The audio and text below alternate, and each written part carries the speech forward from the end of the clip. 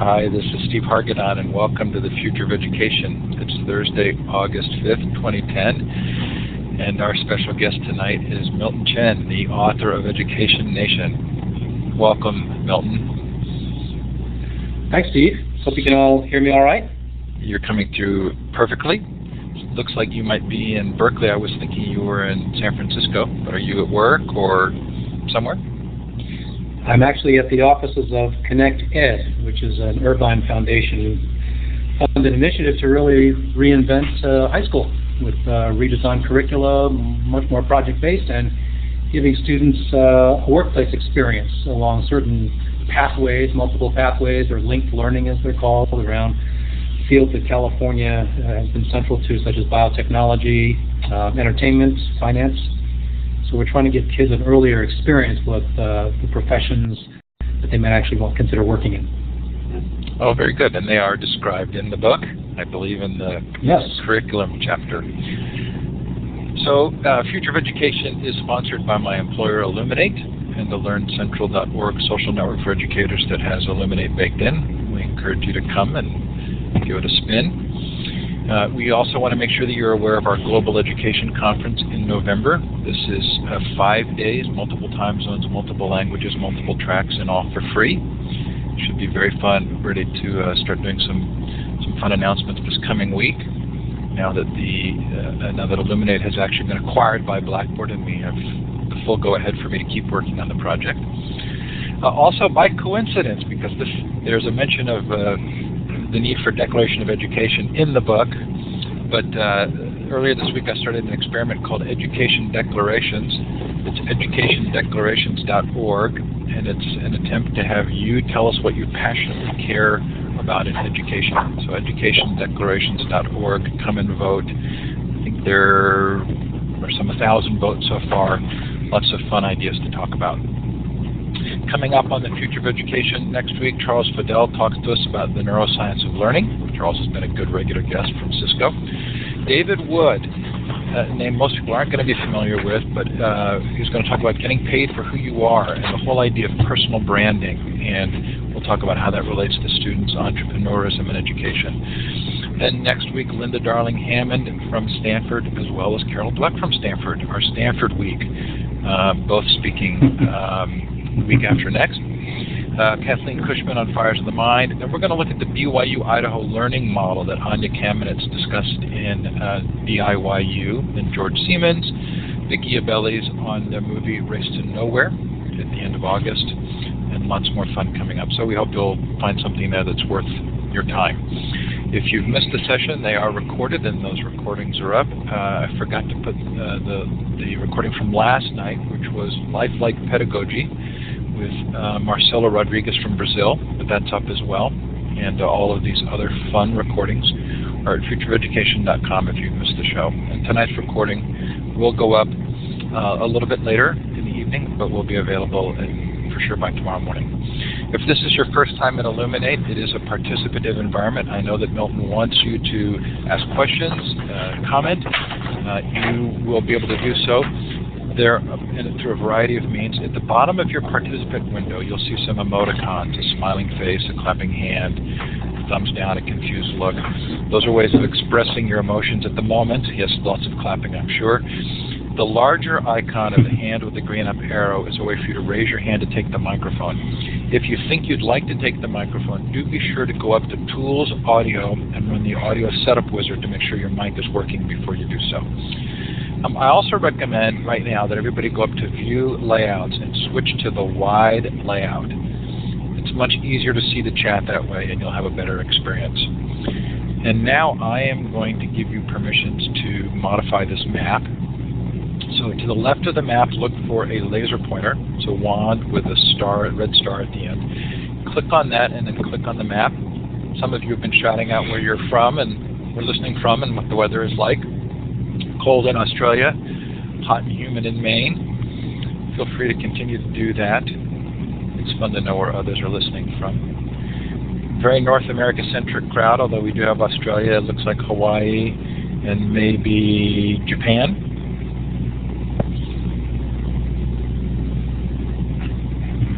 Canada, Alaska. again, wherever you're listening from, we are sure glad that you've chosen to spend some time here tonight. Thank you for doing so. And Milton, thank you for being here. No, thank you, Steve, for inviting me to be part of it. This is really fun. I have a question before we start. NBC just announced this big Education Nation deal in September, and I thought that the coincidence of the name was striking. Have they reached out to you at all? Are you involved in that event? Yeah, how about that? Good case of great minds thinking alike. Yeah, so they've used the Education Nation title as the title for their summit and their expanded coverage of education this fall. So yes, we have been in touch with them. There's a conference that I'll be at that I understand Secretary Duncan and others will be at in New York City. I think it's September 27th, 28th, that last Monday and Tuesday in New York. So I'm sure much more information coming from NBC as we move into the school year about this campaign. I'm really glad. Okay, so you have some slides prepared for those who haven't read the book, and I think it's worth going through them. Maybe you could tell a little bit about yourself as you begin those slides. We are figuring that's going to take about 15 minutes. Then I have some questions for you from the book, and we'll move quickly into Q&A. So shall we begin? Great. And thank you all for tuning in today. I see we have about 53 folks, and thank you for especially doing that during the dog days of August, and everyone taking a few weeks off to get ready for the school year. So I think I can just click on these slides by,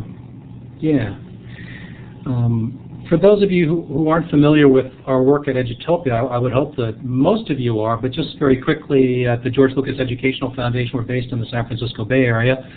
We have been doing this work of trying to document the best, most innovative schools and classrooms, learning environments, especially using project-based learning, integrating technology in exciting ways. We've been doing this work for close to 20 years. We'll turn 20 next year. And really during the past couple of years, we've seen an incredible upsurge in innovation in schools as technology has gotten better and better and cheaper and cheaper. So we have published a number of books, in fact, most recently with Josie Bass, to, for instance, document the outcomes of project-based learning and cooperative learning. That's a book called Powerful Learning that Linda Darling-Hammond, who will be with you all through this Future of Education webinar in just about 10 days, I think.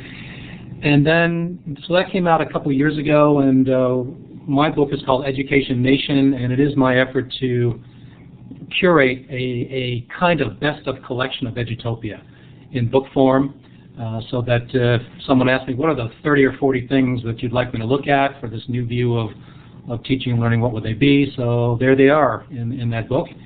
And it just came out in July, so I've been doing a number of book talks, and I called it Education Nation because it is my belief that all the important issues of our time come down to education. And wouldn't it be great, as this slide says, if we realized that a strong economy, high employment, national security, everything that's on the front pages of our headlines, wouldn't it be great if education was as high a priority, because all those issues come down to education. Wouldn't it be great if we had this ladder of learning from pre-K through grade, involving both formal and informal education, taking advantage of technology, and also what these other resources in the community, such as museums and libraries, youth groups, parks, churches, are all doing things to help educate our young people. Wouldn't it be great if these activities had a much higher profile for our nation? I don't think we'll get to become an education nation unless we really do invest more in education, but it really does start with a greater understanding of the importance of education. I was in Florida just a couple weeks ago at the Florida Teachers of the Year conference. More than 60 district teachers of the year in Florida who were gathered to be honored in a great celebration. They do a lot more to honor their teachers of the year. I hope some of you are from Florida and may have seen some of this. They take them to a black tie gala at Hard Rock Live at Universal Studios. The state superintendent comes out. There's corporate support. But that same day, LeBron James announced in all the media build-up that he was going to the Miami Heat. So there you have it, the media attention, the national attention focused on LeBron James, and barely a blip on the media radar as far as who the best teachers of the year were.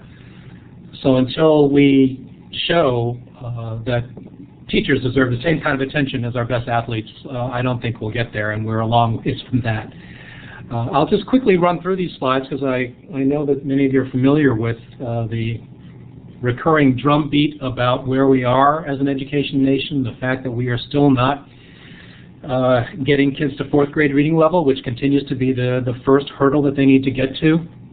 We're still using a lot of older media and teaching instruction for getting kids to fourth grade reading level, but now we have a lot of new ways of doing that. I'll talk a bit about that.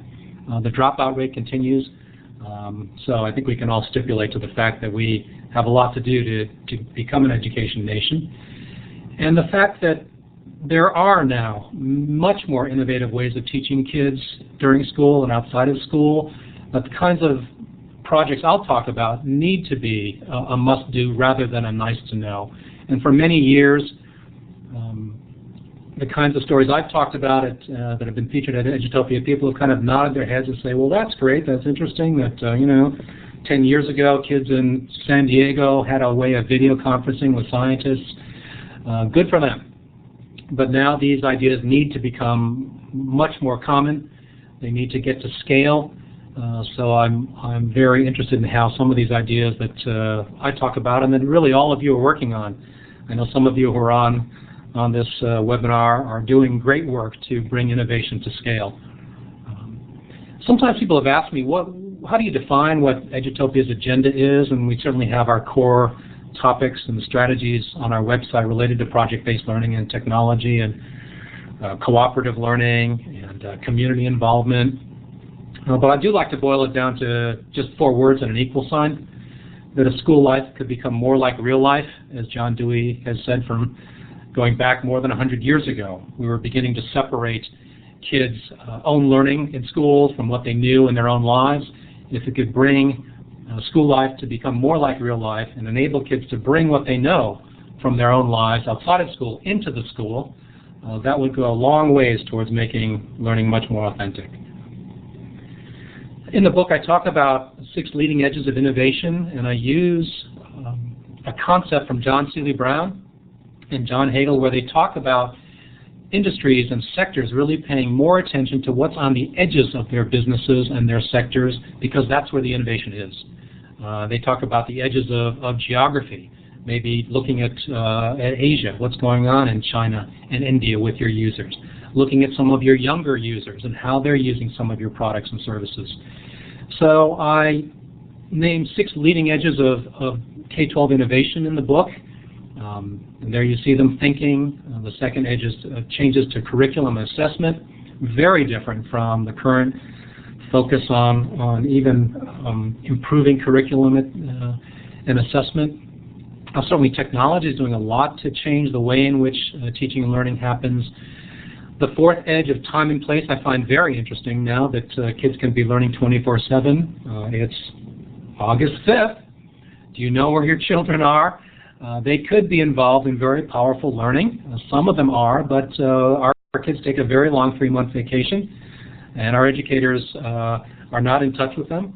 So can we find ways to give every kid the same kind of learning advantage that wealthier kids get because their parents can afford to pay for them to go to camp or to travel or to have technology?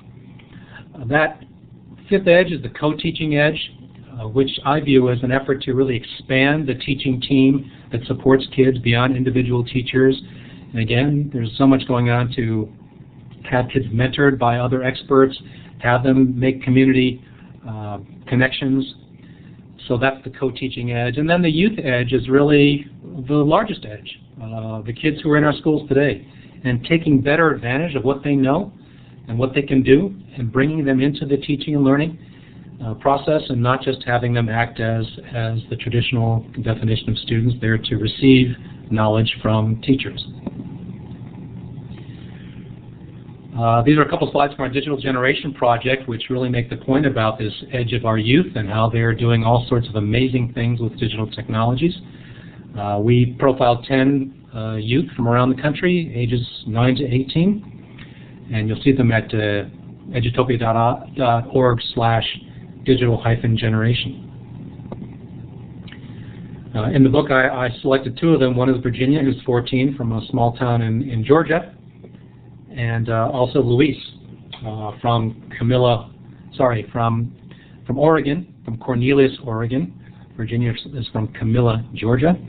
But both of them from more rural towns, doing amazing things. In Luis's case, using geographic information systems and mobile devices to do a tree inventory for his city as part of a project through the 4-H Tech Wizards program. So a good example of how kids can be forming these learning partnerships. Teachers can as well, with nonprofits who can provide these opportunities for kids outside of school as well. Taking more advantage of what kids have in terms of their learning time after school, beyond school, during the afternoons, evenings, weekends, and summers. So these slides walk you through some more detail on those edges. I say that it's about time to bury the education wars. We've had a lot of them, and they continue to prevent us making progress. But usually these armed camps both have something useful to say. It's not phonics versus whole language and reading. It's of course both. It's not arts versus the core curriculum. There are ways in which the arts can be integrated across the core curriculum. And it's not learning in nature versus technology. It's really using technology to help kids learn about nature. I'm a technology advocate, but I'll be the first to say that I think kids spend too much time with technology. If you look at the figures from the Kaiser Foundation study, kids are spending on average 7 hours a day, more than 7 hours a day with digital media. They're multitasking more than 10 hours on average into 7 hours of use. So I am one who believes that we ought to be giving kids different kinds of experiences, and summer is often a time when kids get into nature, but they can still use educational technology, learning technologies to study and learn from nature. Once kids are into collecting data about nature, once they're into doing digital photography, using GIS, that's a great way to combine learning in nature with technology. That second edge I talk about in terms of the curriculum edge, one example, I'll just take one example, is the integration of social and emotional learning with the academic core courses. This is, again, an understanding that not enough educators and certainly enough school board members and policymakers have about the importance of kids understanding themselves and being able to communicate with each other. This SEL curriculum is an important piece of the curriculum, but often it's viewed as an extra and something that I know a number of educators have looked at that and say, well, we don't have time for another innovation, another professional development on Project X. The plate's already full, but as Roger Weisberg, the head of the Collaborative for Academic, Social, and Emotional Learning says, this isn't another addition to the plate. It is the plate. It is the foundation on which academic learning is built, but we haven't yet fully recognized that. I know a number of you are involved with globalizing the curriculum. I know Mike Searson is on from Kean University, a real leader in helping teachers understand how to globalize the curriculum, that every subject area has global aspects and dimensions. Bilingual education for all, I think it's about time that we started to say. Learning a second language for all American kids is important to their global perspective. We tended to view this as, again, a special topic for some students, but we need to find ways to, starting at the very early ages, educate kids in a second language. Often in many states we do not allow kids to use their native language, if it's not English, in their own learning at the elementary school, but many high schools require a second language. So there you have it. We just start too late with this whole process. Walter Payton College Prep is a good example of not an either-or, but a both-and kind of school, because I like their motto. They're a math, science, and world language academy. They do all those things. You don't have to be a STEM academy. You can also be a world language and world culture academy. So we've done a film about them at edutopia.org, and you can take a look at how they're doing a variety of these things at Walter Payton.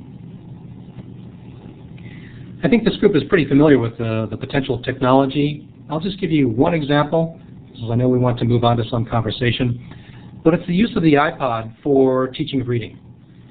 Most people look at the iPod as a device that's revolutionized how we listen to and share music, but this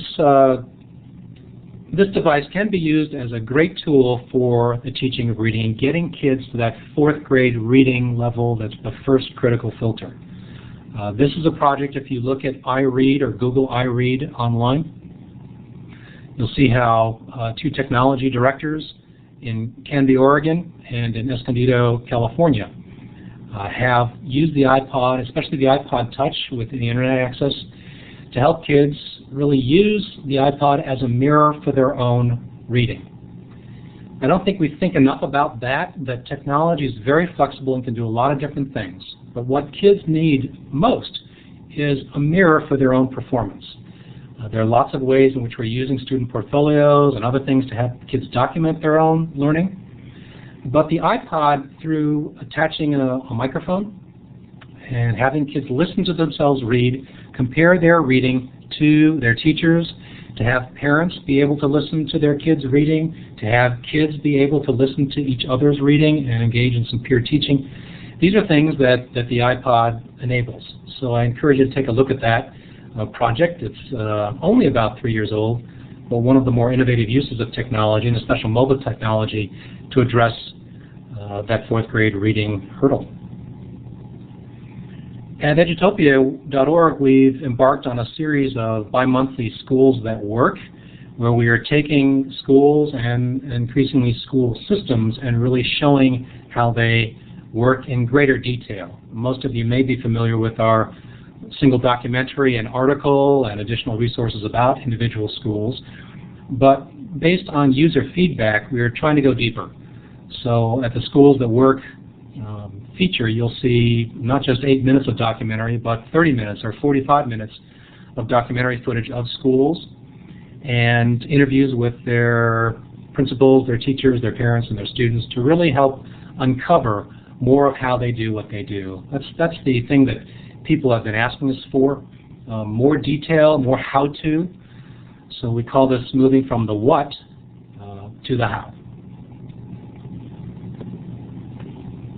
There's a slide from the iRead project at EUSD is Escondido Unified School District, just north of San Diego. So the time, place, edge is again, trying to take advantage of all the time and all the places where kids can learn. And this is not necessarily a new idea, one of my favorite publications is the U.S. Department of Education publication called Prisoners of Time, done during the Clinton administration. That shows you how old it is. So even back then, we were looking at the school schedule, the school bell, and how we were limited in where and how kids learn. So I like that report. It's one of the more clever U.S. Department of Education reports. You don't often hear people say that there's a clever, humorous U.S. Department of Education report, but it is a report that has a sense of humor in talking about really trying to free up the school schedule and kids and teachers as prisoners of time. I was part of a Mott Foundation commission that tried to take those ideas forward from the Prisoners of Time report. Our report's called A New Day for Learning. Edutopia.org has done a number of films about school districts and after-school partnerships where they're creating a new day, not only within the school day, but again across the week and across the year. And in that book I talk about school gardens as an important place where kids can learn. Of course, there's great value in taking kids to other places in their communities. That raises issues of transportation and cost, but why not start with other kinds of learning places at the school site? And so much can be learned from having a school garden, from elementary age kids all the way through middle schools and into high schools. One of my favorite projects there is the Edible Schoolyard here in Berkeley by organic chef Alice Waters. If you go to edibleschoolyard.org, you'll see it, and also at edutopia.org we've done a film about the Edible Schoolyard. So I talked a bit about the co-teaching edge, just to reiterate that you want to create a teaching team that incorporates parents, local experts, online experts, linking home and school, and there I think technology has a tremendous role to play. Some of these school-home communication platforms that enable parents as the first and most important teachers or co-teachers or co-educators for their kids to understand more of what happens during the school day, so that parents never have to ask their kids, do you have any homework? They know, based on the communication between the home and the school, using these platforms, what exactly is required. So again, technology has a role to play there, and many experts are involved in helping the project-based learning process in schools, and we've done a film about Aviation High School where Boeing engineers work with teachers to redesign the curriculum and help give kids a much more powerful experience as far as understanding aerospace, and the project that we profiled was the design of an airplane wing. I'm also glad I just happen to be here in Berkeley, California, because this is the home of Dennis Harper. I don't know if Dennis and folks from Generation Yes are here, but Generation Yes is one of the great projects that has given kids a role as a teaching assistant to their teachers. I don't think we'll make progress just by asking teachers alone to become proficient in the use of technology. They're sitting there with 95% of the stakeholders in education, and they are the students themselves, as Dennis likes to say. Dennis got schooled in education reform and revolution here at Berkeley, and has been doing great work in Olympia, Washington. Generation Yes is one of the few Department of Education Technology Challenge grants that continues to this day because of this success with helping kids understand how to act as teaching assistants around technology to their teachers. And there's that slide of Luis from Cornelius, Oregon. And hopefully this digital generation profile that we have done will be useful in your upcoming faculty meetings as you want to understand and share what kids can really do.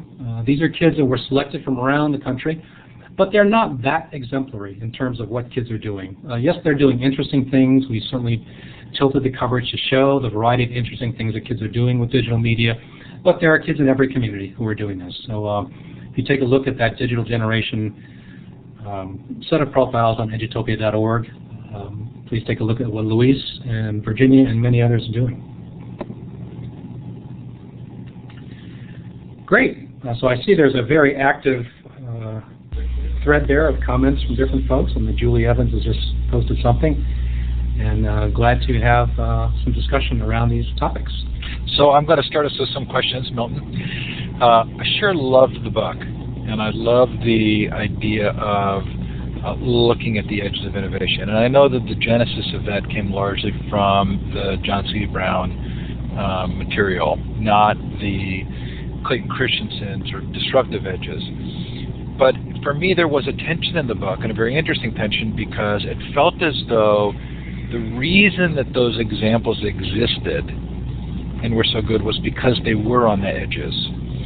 And the tension for me was this idea that somehow those edges will move to the center, and how difficult that is, and that it's very hard to get institutions to actually polish their glasses and be watching the periphery, and to proactively, even really good institutions, to make changes to move toward those edges. So do you feel that same tension in the examples and the difficulty of getting them to inform the center? Yes, clearly that is the big fundamental challenge of innovation at the edges and moving it towards the center. There's a tremendous amount of resistance. There has been, certainly, I would say, during the past 15 years, let's put it that way. But my sense is that we're at an inflection point, partly fueled by the progress we've made with technology. Technology does show a way of doing things better and better, faster and faster, and cheaper. That's the story of technology in the workplace and globally, and now we are seeing that coming to schools and to education, where cost has been a main factor, but still changing our thinking. That first edge that the Florida Teachers of the Year says was the most difficult and challenging edge. So I do think we're going to make more progress on bringing more of these edges to the center during the next 4 or 5 years than we have during the past 10. I do feel that there's this groundswell, this upsurge of interest in more innovative practice We've certainly seen that in Edutopia just in the past 2 years, I'll put it that way. And so I'm hopeful. I'm a long-term optimist, as we like to say, but it does take both top-down and bottom-up change and innovation. Well, and you do a very good job, I think, in the book of staying on the positive side, of saying we're going to be positive, we're going to look for synthesis. But there are a couple of clues throughout the book. One was you quote Cameron McCune, who says, evolutionary change will not work at this point. We need a major revolution in education. And in another place, I think you may even use that same word yourself. Being an optimist, being interested in synthesis, do you feel, though, that there is a portion of this that will only take place if there is a revolution? Well, it depends on your definition of revolution. Revolutions don't happen overnight either.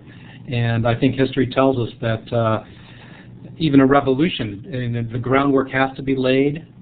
So I am hopeful that, if we have this conversation sometime 2012, it will have seen much more substantial change happen. That's the problem, and I think one of the real issues with us is having so many school boards and local control here. We can have even governors who want to make this change, but a lot of the funding and resources for schools happens at the local level. So it really have to go school district by school district and school by school. This is an understanding that George Lucas learned as well when he understood how things happen. Would that we had a national ministry of education, as many nations do, and they're able to exert more influence at the national level. So it'll take us a good long time.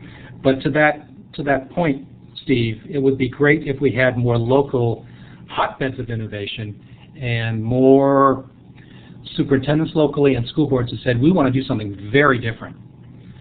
We've had some school districts that have moved towards that. The story about Cameron McCune and his work in Fullerton, California is one of them.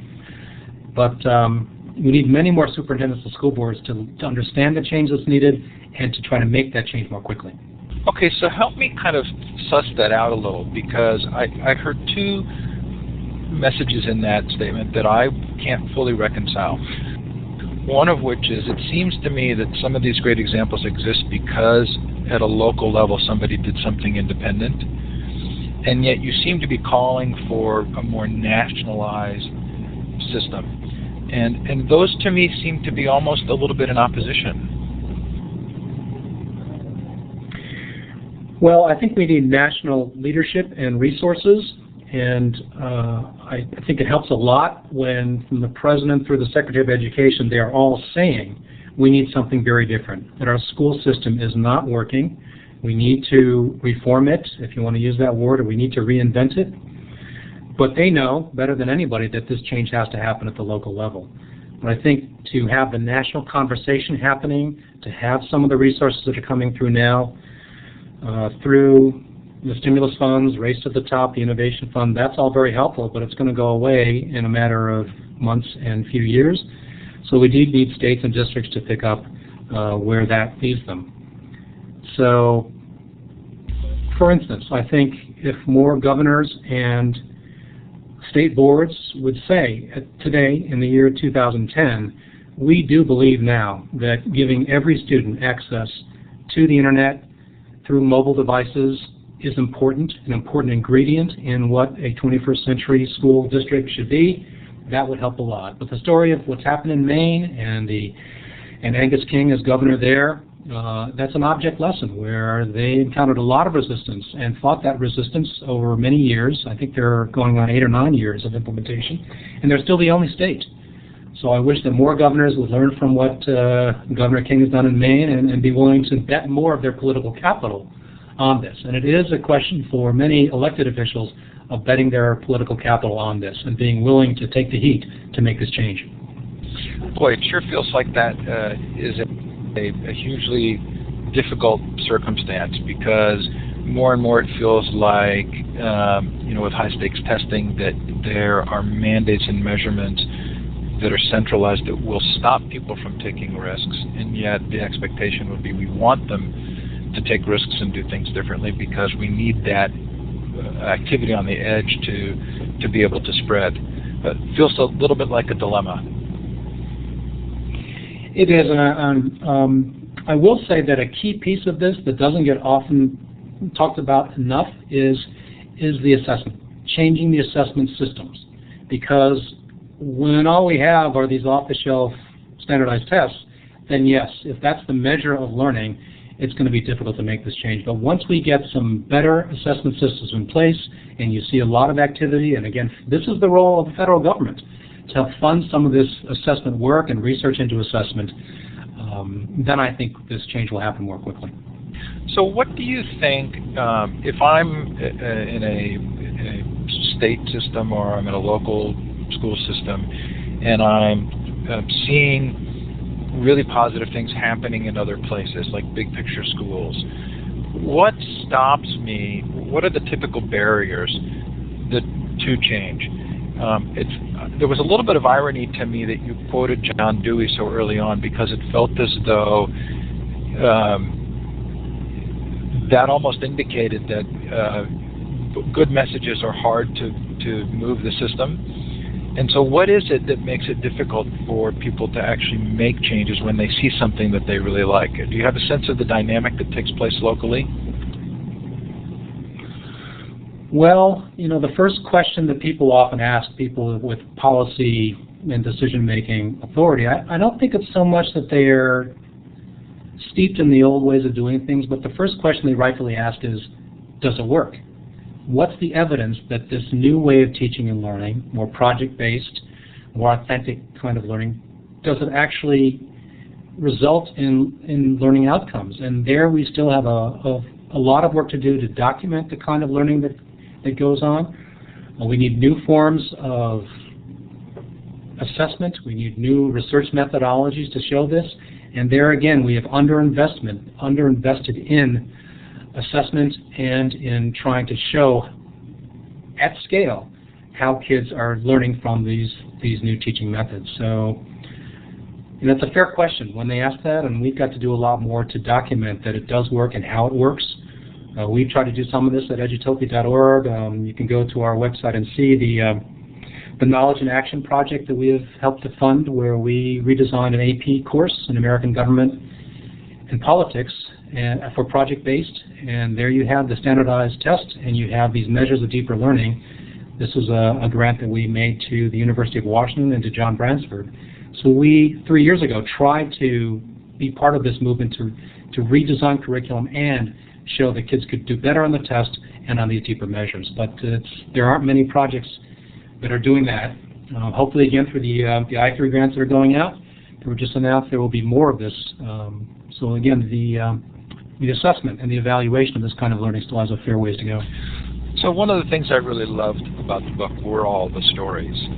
And those who are regular listeners to the show know I've been kind of thinking about this a lot lately. But one of the interesting dynamics I see taking place is that we had a story of education that no longer really works for us, the kind of top-down, compliance, factory model schooling. And it feels often that we're trying to replace that story with another single story, when what your book does so brilliantly is to show that there are a lot of really different ways of accomplishing good education. Do we need to be trying to make it a one-size-fit-all, or is there value in actually coming to a better national story that allows for diversity? Oh, I like the latter approach. I think, as you're pointing out, Steve, there are lots of different ways to make this change. And there again, locally, teachers, parents, the community, school boards have to come together to really assess what learning resources are available in their community. And once they do that kind of, called a community asset mapping of what is possible to help kids learn in our community, you'll find a lot of different things.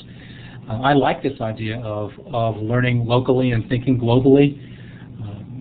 I wish more kids understood the history of their own communities, of just, as I mentioned this in the book, what has happened in your community within 5 miles of where you're sitting. But often, again, local history has not been part of the curriculum. But again, it makes it very relevant to kids to know why streets are named with the names they are, what are the learning resources that are available in that community. But yes, I vote for many different paths to get there rather than one size fits all. But I will say that equipping kids with the digital tools to do this is important. Yeah, it's really fun to have your voice in them as a part of this, because we heard from Tony Wagner at Harvard, where they were doing sort of local building of education systems, and you have these two great questions in the book that you recommend get asked. What are the characteristics of a 21st century teacher, and what are the characteristics of a 21st century learner? I kind of love that direction of really allowing those questions to get asked and answered at a local level, because it feels as though that mirrors the same kind of engagement that we're hoping will take place in the classroom, but at the administrative sort of teacher level in schools. Yes.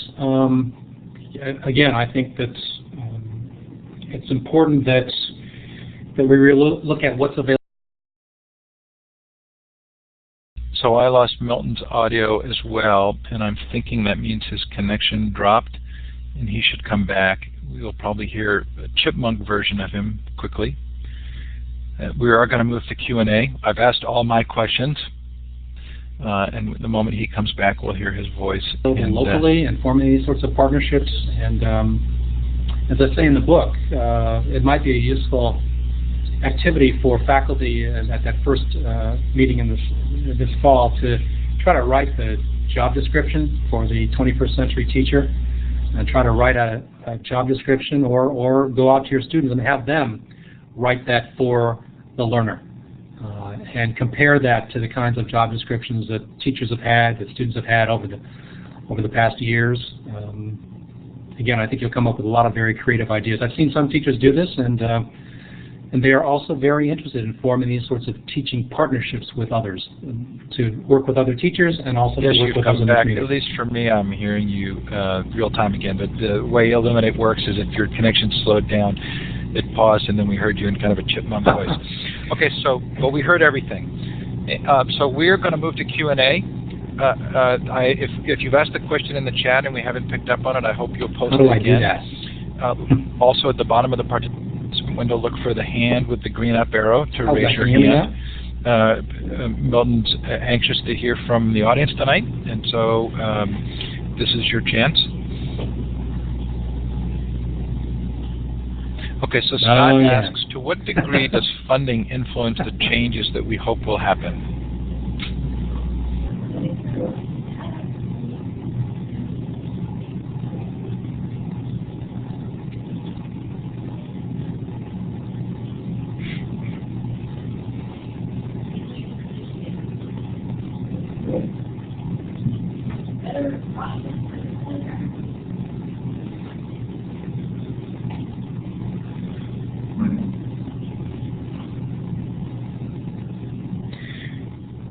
Certainly having the resources to make these changes is important, but again, I think we should look first of all at how is money being spent currently. And are the education dollars that we have in our schools and our districts being spent well?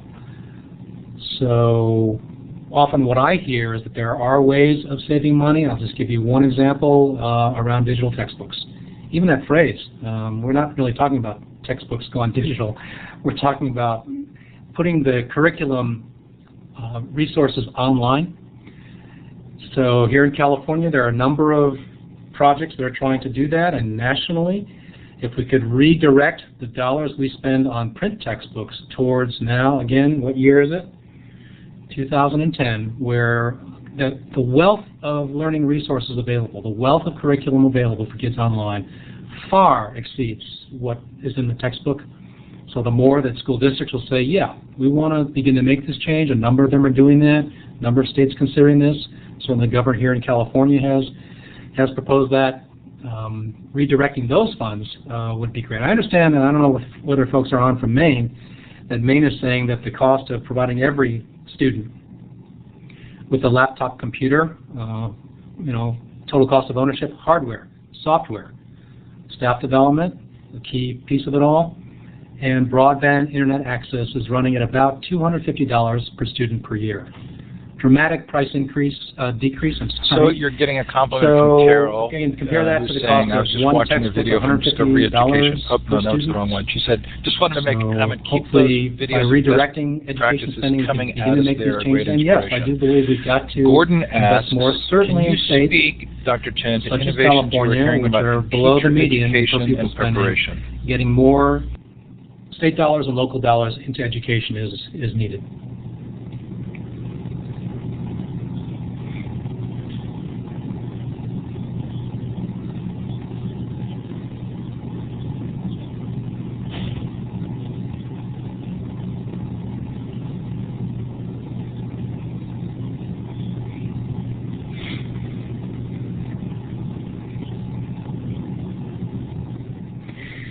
This is a topic that at Edutopia we care a lot about. We've profiled a number of leading schools of education over the years in our magazine and online. Certainly, the pipeline of teachers is critical, and getting the right information about these innovations to teachers at the very beginning of their development as teachers, not midstream or too late, is important. So we know of a number of schools of education that are trying to make this change. We've hosted meetings for deans of schools of education. And again, the possibility of doing this in real time online in a much more clinical way, rather than having the curriculum in schools of education be so classroom-based, but be more so Kevin says, I may have classroom-based, missed it, but what be does based much Dr. Chen more think of a at the common school site, core that of idea learning of a professional nationally? development school.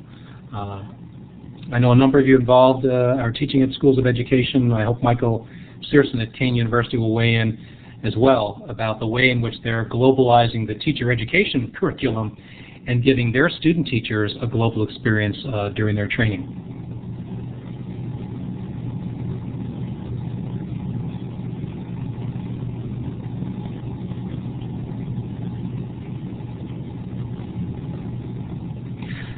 If that's a reference to the Common Core standards, I think that's a good thing. I think, algebra should not be different in, New Mexico from Connecticut. So I do think that the Common Core standards are a good movement. It's kind of amazing that it's taken us so long to get to it, but it's a good place to start. There's a little chat and hopefully, still going on once about we have teacher the preparation. standards in place, You do talk we will quite a then bit about address it in the the book, key question of that I assessment. recall, right? Both the curriculum in place and the right instructional methods for conveying those standards and there's curriculum. there was But then another also sort of a follow-up, getting the from right Jim assessment Burke. in place. I can't say that often enough. The Getting the right CCSS assessment in stand for place Common is Core critical and State probably the Standards. first thing that we need to I'm move not sure to. what that stands for. I should know and I don't. But he says, do large publishing outfits such as Pearson and McGraw-Hill have an inside path?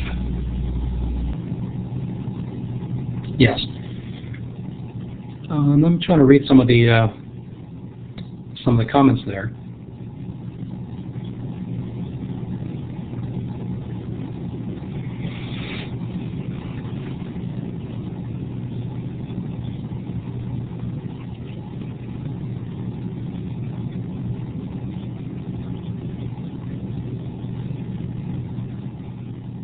I don't have a specific answer to that question in terms of how the curriculum will be designed to meet with these Common Core standards, but I will say that there are many, many groups that have created great content and lesson plans and curriculum online, and my hope would be that teachers would be able to pick and choose, or that there would be models of online curriculum that would take the best of what already exists. So again, if you have a question that you'd like to Because ask by again, audio, there's you can great use stuff the hand online with at the green the up arrow. National We've got about 10 Science minutes Digital to Library. go. We are and trying other to pick up places. the questions One of my in the favorite chat. websites for the teaching of American history is the I'm Library of remembering Congress's that you mentioned American Memory specifically the Project. chartered school Again, I don't know movement that it's in the book. formally But part have you got of, any comments about that? How history is taught, but many innovative history teachers are using it as part of their curriculum.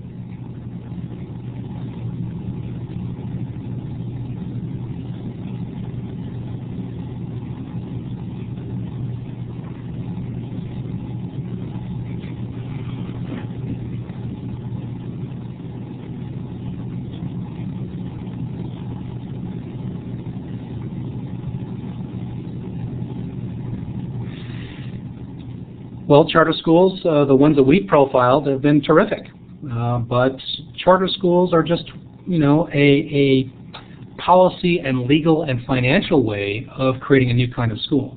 Some of the charter schools have done tremendous work. Others have not. So, again, when you see these studies coming out about do charter schools do better than regular schools, it's kind of a mixed picture. Well, our point of view at Edutopia, and my own personal point of view, is you want to go around and figure out what are the best places. Is that because it's out of the purview of the work that you do, or because a combination of charters and also regular public schools? We think good ideas can come from a lot of different places. Good ideas about teaching and learning come from universities, come from preschools, and can come from independent schools as well, and can come from abroad. So we like to look in a very broad way at best practices and innovation.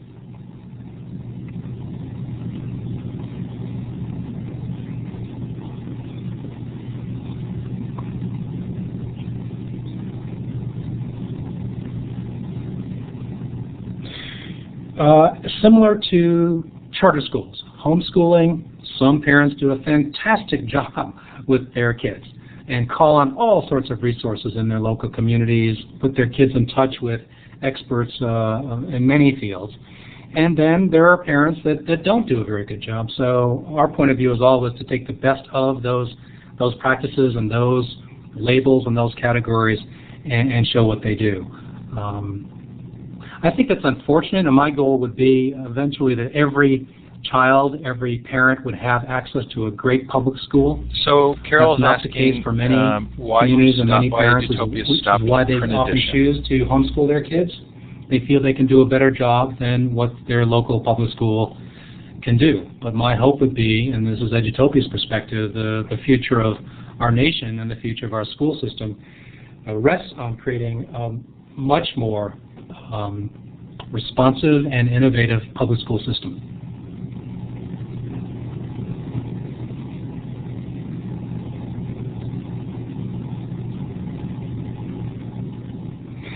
Well, thanks for noticing that. We did see publication of the magazine with the March-April issue, and it was really our belief, led by our board, that the web had matured to a point where the website really is the fuller story. We had always viewed the magazine, and before that, some of the newsletters, the DVDs, the CD-ROMs, and the books that we published as interim media to send people to the website. So the magazine was a great addition to our media publishing for 5 years and included a lot of links to our site and many other sites. But now we feel, now that people have broadband, we've been watching those figures quite carefully. Now people can go right to the website and especially see the films. We've always viewed the documentary films as the leading edge of our work, that by capturing what these classrooms look like on film, we can communicate a lot very quickly in ways that print cannot about how these schools operate and the excitement of what they're doing. So it was really our effort to say, let's really focus on the website, and hopefully you've seen a number of improvements we've made on the website, including our online communities that are forming around a number of topics. So moving from the one-to-many approach of Edutopia publishing these stories to now having many others in the field contribute their own stories.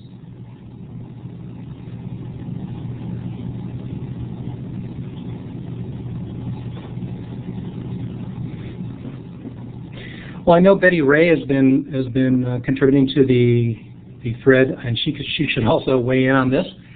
I will say the first challenge has always been helping people find what they're looking for. It's great when people come in and they have more general interests and come to our homepage. There is so much on our website. We have filmed over 150 different, really exciting schools and classrooms. But getting people, the fourth grade teacher has a specific interest usually in what other fourth grade classrooms are doing. The 10th grade chemistry teacher probably has an interest in what's going on in the 10th grade. So getting the right information, involves search, and please do buy this book because the right keywords it does actually mention invest more in our back end. That's our challenge, to really get people quickly to he says, have you heard or seen any movement for a U.S. teacher certificate that is not state licensed, because we have such a but a new U.S. all-state really going back almost 15 years standard? What might be the key attribute within that certificate for pre-K-12, pre-K-20, such as effective use of more than the face-to-face time teachers have with students?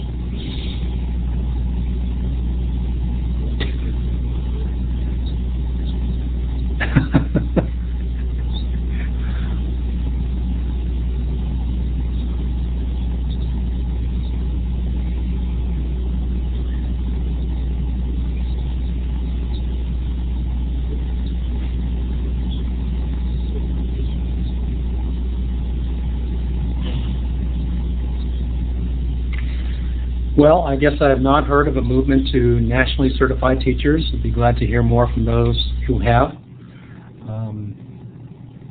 So I don't have much to contribute on that score. But I am encouraged, again, by the number of states who are trying to move teacher preparation and certification to a much more modern approach. I'll put it that way. That perhaps I'm too much of a long-term optimist, like just I from what I'm wasn't quite hearing, sure that the monitoring some of these conversations going on with the chief school officers and with but still folks locally. very much Maybe it's just that I'm living in my own little bubble, but I'm around the country. It just may not be through some of the teachers and institutions that principals we're used to and seeing school board that change members. from. Of course, they're probably a more self-selecting group of folks who are interested in ideas about innovation, but they are in many places around this country.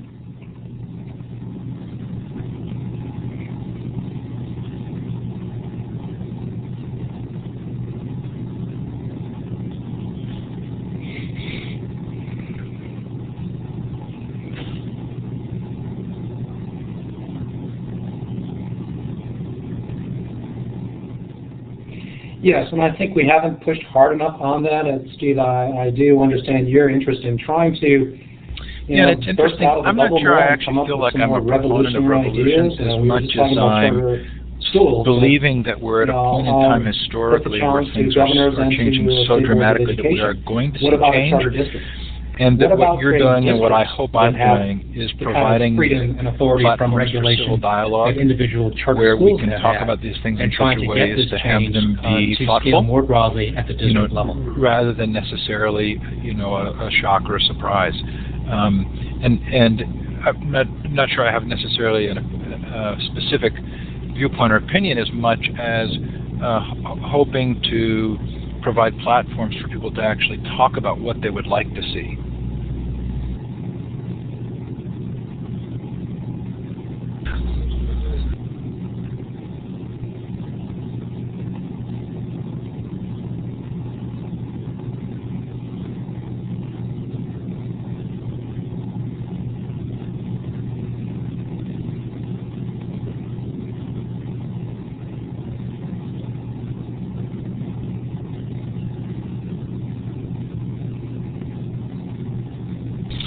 Jackie says a platform for civil disobedience. That sounds like John Taylor Gatto's Bartleby plan. Really of concern where. Okay, so again, thanks probably so much due to for technology. coming on tonight. The world is that changing really very quickly, delightful, and I'm super education appreciative of it. Thanks to I those do of think you we've who had a have lot of attended. change and deferred Thanks to maintenance Illuminate and Learn Central for letting me do this. around the educational system in the Do US. join us next week. So it's for an some open fun question, session. really, how quickly we can catch And up. then Stanford Week, August 18th and 19th with Linda Darling-Hammond and Carol Dweck. Milton, what's next for you?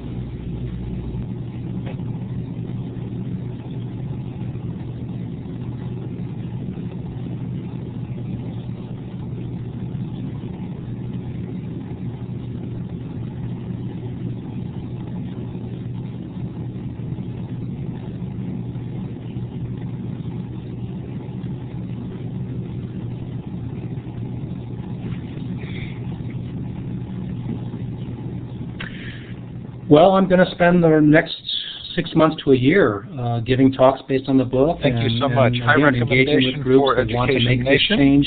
Please go and out again, and as buy I go it. around the country Support and Milton somewhat as he around the world, people speaks around the want country. to not just Hopefully we'll see hear you at some about these conferences. innovations. They want to Thanks make for coming it happen. tonight. Moving from the what is it The to the how do we recordings do will it. be posted later So tonight I find or that tomorrow encouraging, morning. and I will They do be go up fairly trying quickly, to and work they're with a at number of districts futureofeducation.com. and projects to Have a great make night, this everybody. happen. Thanks, So Milton. thanks for the Take care. opportunity, Steve, and thank you all for tuning in today.